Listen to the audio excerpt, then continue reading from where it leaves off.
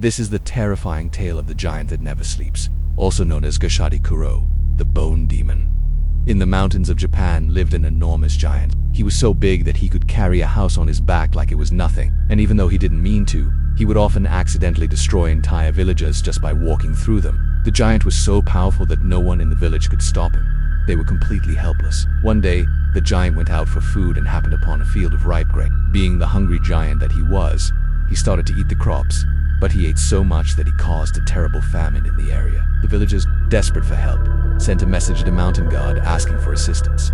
Now, the mountain god was very lazy and usually didn't want to get involved with human affairs. But this time he had a brilliant idea. You see, the god had a son named Shutendoji who was a troublemaker and constantly got into fights with the other gods. So the mountain god thought to himself, why not send my troublesome son to live with the humans for a while? Maybe they can teach him a lesson or two about respect and manners.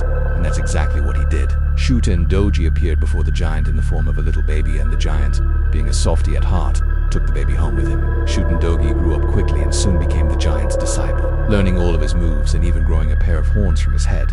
Together they wreaked havoc on the human world, stealing their food and destroying their houses. But after a while, Shutendoji started to feel bad about what they were doing. He realized that the humans were unto bad guys and that he needed to stop his master's rampage. So when the giant went out for food again, Shutendoji took a big stick and waited for his master to return. When the giant came back with his arms full of food, Shutendoji hit him on the back with all his might. The giant was so surprised that he dropped his food and turned around to confront his disciple. And when he did, Shutendoji brought the stick down on the giant's head with all his strength, knocking him out cold. With the giant defeated, Shutendoji became the new big bad in town. He ruled over the humans with an iron fist, taking all their food and making them work for him, but at least he wasn't destroying their villages anymore. In the end, Shutendoji was eventually banished from the human world and the giant was freed from his curse. And that, my friends, is the story of how a lazy god created a destructive giant and then sent his own son to deal with it. If you enjoyed this folktale, be sure to give it a thumbs up and subscribe for more content. Thanks for watching, and I'll see you next time.